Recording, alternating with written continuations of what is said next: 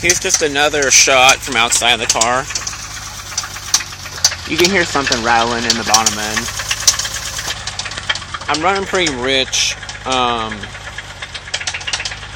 Doesn't smell like coolant, just smells like raw fuel, so I don't know what the deal with that is.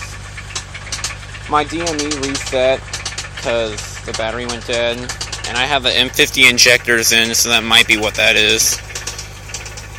It'll learn. Alright.